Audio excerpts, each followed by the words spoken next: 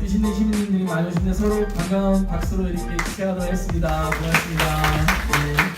일단 보유세, 오늘 이제 부동산 보유세에 대한 이슈이기 때문에 보유세가 뭔지에 대해서 좀 설명을 드려야 할 것 같아서요. 보유세는 크게 이렇게 재산세하고 종합부동산세로 나눠집니다. 그리고 그 과세 표준이라고 하죠. 이제 세금을 매기는 기준이 되는 건데, 과세 표준은 재산세 같은 경우는 주택 공시가격 곱하기 공정시장 가액 비율, 그리고 종합부동산세는 주택 공시가격을 개인별로 사람별로 합산을 한 금액에 6억을 뺀 다음에 거기에 공정시장 가액 비율을 곱하면 과세 기준이 나오고요. 거기에 이제 세율을 곱하면 각 세액이 산출이 됩니다. 부동산 가격 공시법에 따라서 공시가 되는데, 통상적으로 우리나라 아파트의 경우 70%가 공시가격으로 산정이 돼요. 그러니까 예를 들어 10억짜리 아파트다라고 하면 공시가격은 7억으로 산정이 되는 거죠. 재산세를 계산해 보면 공정시장 가액 비율을 60%로 곱합니다. 그러면 7억에 60%면 4억 2천이 되는 거죠. 근데 이제 종합부동산세에서는 그 6억을 초과한 금액에 대해서는 종합부동산세를 매깁니다. 그러니까 10억짜리 아파트는 공시가격이 7억이면 6억을 초과하는 1억에 대해서 매기는 게 종합부동산세죠. 부동산 보유세 어느 정도 수준인가 한번 보겠습니다.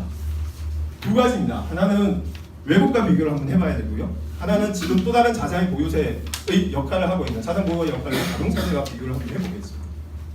먼저 외국과 비교를 하면 우리나라 부동산 실효세율은 연구자들마다 조금 차이는 있지만 대략 0.16%라고 이야기를 합니다. 근데 한국조세재정연구원의 최승훈 선생님의 자료를 보게 되면 자료가 존재하는 13개국의 부동산 보유세 실효세율은 0.33%, 캐나다 0.87%, 영국 0.78%, 우리나라랑 큰 차이가 있죠. 결국은 외국과 비교를 해보더라도 우리나라는 상당 수준 낮은 보유세를 가지고 있습니다. 그 다음에 자동차세와 한번 비교를 해보겠습니다. 여기 보면 2000cc 소나타 자동차세가 1년에 약 52만 원입니다.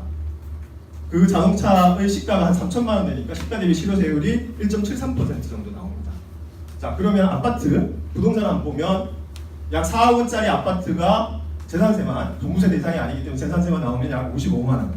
실효세율, 시가 대비 실효세율을 계산하면 0.14%. 이게 우리나라 지금 현재 보유세 현실입니다. 너무 낮죠.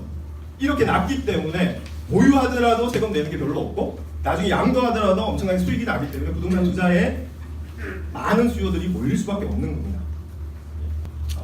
사실은 이 보유세라고 하는 것은 부동산에만 집중되어 있는 게 아니라 지금 요즘에 가장 많이 나오는 얘기가 불평등 해소해야 된다라고 하는 말, 그리고 불평등의 핵심이 저희는 부동산에 있다고 보는데, 이 부동산의 불로소득을 추구하는 행위, 이 행위를 근사한 말로 지대추구 행위라고 부르거든요.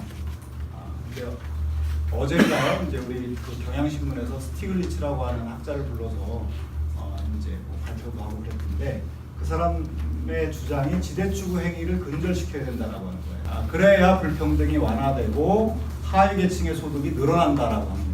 그러니까 단순히 우리가 보유세 강화에 초점을 두고 있지만 경제 전체를 보면 지대추구 행위를 하지 못하도록 막고 불평등을 완화하는 측면이 있다. 근데 이제 여기서 부동산이라고 하지만 사실은 진짜 문제는 토지에 있거든요. 사실은 주택의 문제도 주택이 깔고 있는 땅에 있지, 그 땅의 위치가 좋아지면 올라가는데 그 위치라고 하는 것이 사회가 만들어내고 정부가 좋은 인프라를 깔아내면 그 가치가 올라가는 것인데, 그 가치를 환수하는 것이고 더 많이 환수하면 환수할수록 좋다는 것이 모든 경제학자들의 공통된 견해입니다. 그래서 보유세 강화, 특히 토지 보유세를 집중적으로 강화해야 됩니다. 조세 개혁이 부동산 보유세를 강화시키는데 투기 수단으로서의 부동산을 막을 수 있는 굉장히 근본적인 수단이라고 생각을 해요. 그리고 당장 저희가 지금 청년 세입자로서 처한 상황을 생각을 해보면 얼마 전에 있었던 청년 임대주택 도입 과정만 생각을 해보더라도 그게 아무리 뭐 시나 그런 데에서 시세의 60, 70%로 낮춰준다고 해도요, 그 시세 전체가 너무나 상향되어 있는, 지금 거품이 너무 끼어있는 이런 상태에서는 저희가 너무 비싸서 필요계층은 전혀 살 수가 없는 상태잖아요.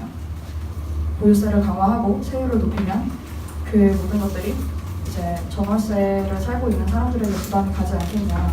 그러면 이제 그거는 사실 계속해서 주장하고 있는 세입자 조직들에서 주장을 하고 있는 전월세 상한제라든가 그런 것들을 도입을 해서 부가적으로 실시를 해야 된다고 생각을 하고요. 정말 이제는 조세 개혁을 통해서 이 부동산 시장을 안정을 시켜야 되는 게 아닌가라는 생각을 하고 있습니다. 그 근본데 왜 우리가 토지나 주택에 대해서 세금을 이렇게 보유세 관련해서 부과를 해야 되는지 우리 사회에서 그런 부분들을 좀 근본적으로 건드려야 되지 않을까라는 좀 생각이 많이 들고요. 강화해서 늘어난 이 세수를 갖다가 어떻게 이용을 할 것인가라는 논의가 좀 있었으면 그래도 좀 내 세금 때문에 세금으로 내 돈이 뺏기는데 이게 어디 좋은 데 쓰이는 건지 뭐 어떻게 쓰일 건지 이게 청년 주거에 쓰일 건지 어떻게 했으면 좋겠는지에 대한 방향이라든지 이런 게 있었으면 어떻게 했는지라는 생각을 좀 듭니다.